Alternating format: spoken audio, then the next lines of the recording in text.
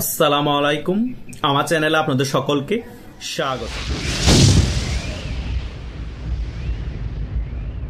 ভারত এতদিন বলে আসছিল পাকিস্তান এবং বাংলাদেশে যদি কোনো জঙ্গি তৎপরতার প্রমাণ মিলে, ভারতের উপর আক্রমণের কোনো যদি প্ল্যানিং তারা করে থাকে, এর কোনো যদি সঠিক প্রমাণ ভারতের কাছে এসে পৌঁছায়, ভারত সাথে সাথে আক্রমণ করবে।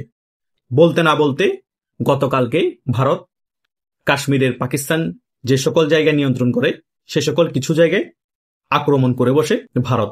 সেখানে নাকি জঙ্গি তৎপরতা চলছিল ভারতের উপর আক্রমণের জন্য। মাটির নিচে টানেল করে ভারতের আক্রমণের প্ল্যানিং করা হচ্ছিল এবং সেখান থেকে পাল্টা আক্রমণও করে পাকিস্তানের কিছু সেনাবাহিনী। ভারত পাল্টা আক্রমণ করে আবার তাদেরকে একেবারে দমিয়ে দেয়।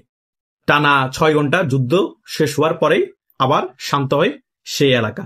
এরপর পরে বাংলাদেশের সীমান্তবর্তী যে সকল জায়গা আছে সে সকল জায়গার মধ্যে ভারতের সেনাবাহিনী আরো বেশি অ্যাক্টিভ হয়ে পড়ে।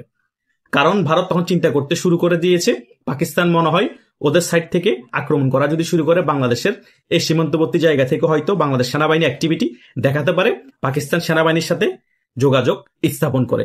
এই ব্যাপারগুলো ভারত আরো 1 মাস আগে থেকেই ভালো করে বুঝতে পেরেছে যে এরকম পরিস্থিতি হতে পারে। সেই কারণে আমাদের আগে থেকে পদক্ষেপ নিয়ে নিতে হবে। সেই কারণে ভারত বাংলাদেশের সীমান্তবর্তী জায়গায় 3টা ছাউনি তৈরি করেছে সেনাবাহিনীর এবং সেখানে বিপুল পরিমাণ সেনা মোতায়েন করেছে। যখন পাকিস্তানের সাথে ক্ল্যাশ শুরু হয়ে যাবে, যাতে বাংলাদেশের সেনাবাহিনী পাকিস্তানের সেনাবাহিনীর সাথে যোগসাজশ করে অ্যাক্টিভিটি দেখাতে না পারে এই চিকেন নেক এরিয়াতে। গতকালকে ভারতের কিছু হেলিকপ্টারও নাকি বাংলাদেশের সীমানার মধ্যে ঢুকে টহলও দিয়েছে। আরো বিভিন্ন ধরনের অ্যাক্টিভিটি দেখিয়েছে ভারতের সেনাবাহিনী বাংলাদেশ সীমান্তে, এবং চিকেন নেক সম্পূর্ণরূপে ওই জায়গাটা নিয়ন্ত্রণ করে রেখেছে ভারত। এবং মুহুর্মুহুভাবে পাকিস্তানের অধ্যুষিত যে এরিয়াটা আছে কাশ্মীর, ওই জায়গায় আক্রমণ চালাচ্ছে ভারত। পাকিস্তানও কিন্তু পাল্টা আক্রমণ চালাচ্ছে, কিন্তু পাকিস্তানের আক্রমণ ফলপ্রসূ হচ্ছে না। কারণ এখন সুপার পাওয়ার 2টা দেশই কঠোরভাবে সমর্থন করছে এই ভারতকে। অলরেডি ভারতের প্রধানমন্ত্রী যিনি আছেন নরেন্দ্র মোদী, রাশিয়ার প্রেসিডেন্ট ভ্লাদিমির পুতিনকে ভারতে আমন্ত্রণ করেছে। ভ্লাদিমির পুতিন খুব ইজিলি অ্যাকসেপ্ট করেছে এবং ভারতে তিনি খুব শীঘ্রই আসছে এবং ভারতকে সামরিকভাবে আরো শক্তিশালী করার ক্ষেত্রে নজর দিবে বলেছে এই রাশিয়ার প্রেসিডেন্ট ভ্লাদিমির পুতিন।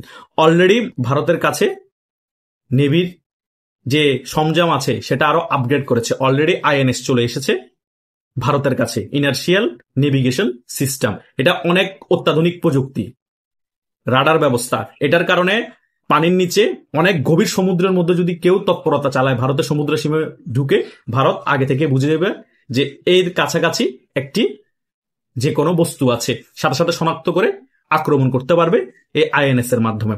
ভারত দিন দিন তাদের প্রযুক্তিকে আপগ্রেড করছে রাশিয়ার সহায়তায়। এখন আবার আমেরিকার সাথে প্রতিরক্ষা চুক্তি করেছে, আমেরিকা থেকে প্রায় 825 কোটি টাকার অস্ত্র কিনছে। ভারতের কথা হচ্ছে, আমি আমার সার্বভৌমত্বের ক্ষেত্রে বিন্দু পরিমাণ ছাড় দিব না, সেটা যেই হোক।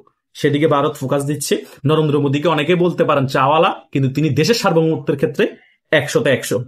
আমি ধর্মের ব্যাপার বাইরে রাখলে, যদি রাজনৈতিক হিসাব করেন, জিওপলিটিক্স এর হিসাব করেন, দক্ষিণ এশিয়ার মধ্যে সবচেয়ে সেরা নেতৃত্ব দানকারী একজন প্রধানমন্ত্রী হচ্ছে নরেন্দ্র মোদী।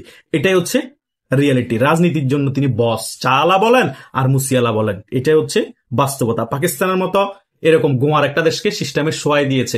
পাকিস্তান এখন আফগানিস্তানের তালেবানের সাথে যুদ্ধ করতে করতে তাদের যান শেষ হয়ে যাচ্ছে। ভারতের সাথে যুদ্ধ করার সেই শক্তিটা এখন নাই। সে কারণে পাকিস্তান প্ল্যানিং করে বাংলাদেশের সাথে একটা ভারতের যুদ্ধ লাগিয়ে দেওয়ার প্ল্যানিং করেছিল, কিন্তু সেটাও কোনো লাভ হয়নি। কারণ বাঙালি কিন্তু জাতে মাতাল তালে ঠিক।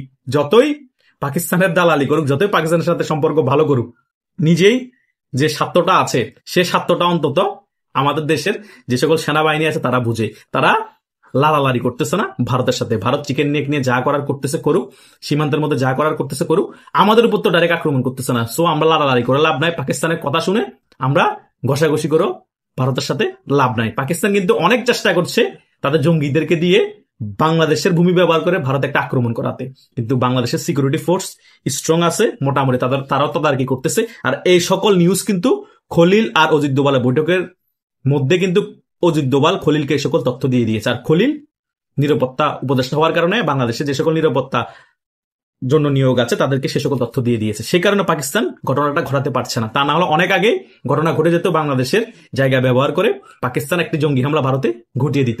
সেটা না ব্যর্থ হয়ে এখন কাশ্মীরের ওইখান থেকে জঙ্গি হামলার প্ল্যানিং করেছিল টানেলের মাধ্যমে এই পাকিস্তানি জঙ্গিগুলা। পাকিস্তানের কাজ হচ্ছে সেনাবাহিনী যেটা করতে পারবে না সেটা জঙ্গিদের মাধ্যমে করিয়ে বলবে যে জঙ্গি হামলা হয়েছে, কিন্তু করাচ্ছে সেনাবাহিনী তত্ত্বাবধানে ওই জঙ্গিগুলোকে দিয়ে। এটাই হচ্ছে পাকিস্তানের কাজ। পাকিস্তান নামে মুসলমান হলো, তারা মুসলমান প্রীতি দেখিয়েছে পৃথিবীর কোনো দেশের মধ্যে আমার জানা নেই। এই ফিলিস্তিনের মধ্যে এত মুসলমান ভাইদেরকে এই ইহুদিরা মেরেছে, কখন একটা প্রতিবাদ করেছে? করে নাই। তারা নিজেদের স্বার্থ চিন্তা করেছে, আমেরিকার দালালি করেছে, ইসরায়েলের দালালি করেছে। সত্যিকারের মুসলমানের যদি পক্ষে দাঁড়াই, আমি একমাত্র একটা দেশই দেখেছি, ইরান। আর সেই ইরানকে আমরা শিয়া বলে মুখে ফেনা তুলেছি। আরে ভাই, শিয়া সুন্নি আহলে সুন্নতাল জামাত আমি এগুলো কিছু বুঝি না। যারাই মুসলিমের পক্ষে দাঁড়াবে আমি তার পক্ষে কথা বলবো, সে যেই হোক। কারণ মৃত্যুর আগ পর্যন্ত কেউ বলতে পারবে না আমি জান্নাতে যাব নাকি জাহান্নামে যাব। অনেকেই বলে 73টা দল হবে মুসলমানদের মধ্যে কিয়ামতের আগে, সেখান থেকে একটা দল জান্নাতে যাবে আর 72টা দল জাহান্নামে যাবে। এখন আপনি কনফার্ম হয়ে কেমনে বলতে পারবেন যে ওই একটা দলের মধ্যে আপনার দলটাই সহি আর 72 দলটা খারাপ? মৃত্যুর আগ পর্যন্ত আপনি দেখতে পারবেন যে আপনি সহি দলে আছেন? তাহলে আমরা এত ভাগ বাটোরা করে ওরে আহলে সুন্নাতুল জামাত ওই শিয়া সুন্নি বলে লাভ নাই। যারাই মুসলিমদের পক্ষে দাঁড়াবে, নিপীড়িত লোকের পক্ষে দাঁড়াবে, আমরা তার পক্ষে কথা বলবো, তার হয়ে কথা বলবো। তা পাকিস্তান মুসলিম দেশ, ইন্ডিয়া হিন্দু দেশ, এগুলো দেখায় লাভ নাই। ইন্ডিয়া যদি মুসলিমদের ক্ষতি কম করে, পাকিস্তান যদি মুসলিম দেশ হয়ে মুসলিমদের ক্ষতি করে, তাহলে কার সমালোচনা বেশি হবে? অবশ্যই পাকিস্তানও হবে, কারণ তোমরা মুসলিম ও মুসলিমদের ক্ষতি করেছো। ইন্ডিয়া তো বাংলাদেশের উপর জেনোসাইড করে নাই, ইন্ডিয়া দক্ষিণ এশিয়ার কোনো দেশের উপর জেনোসাইড করে নাই, করেছে কোনো মুসলিম দেশের উপর, কিন্তু বাংলাদেশের উপর মুসলিম দেশ হয়ে পাকিস্তান 1971 সালে জেনোসাইড করেছে, হত্যা করেছে, মুসলিম ভাই বোনদেরকে ধর্ষণ করেছে। করে নাই? করেছে।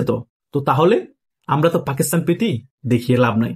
তাই ভারত এই পাকিস্তানকে মায়ের উপর রেখেছে, বরাবরই রেখেছে। বাংলাদেশের যদি শক্তি সামর্থ্য থাকতো, আমি বলতাম বাংলাদেশেও এই পাকিস্তানকে আরো মায়ের উপর রাখার জন্য।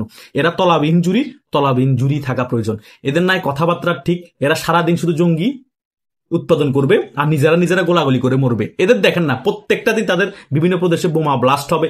ইমরান খানের মতো এত জনপ্রিয় একটা নেতা, এত ভালো একটা নেতাকে তারা জেলের ভিতর মেরে ফেলেছে। অনেকে বলছে মেরে ফেলেছে, কেউ বলছে জীবিত আছে।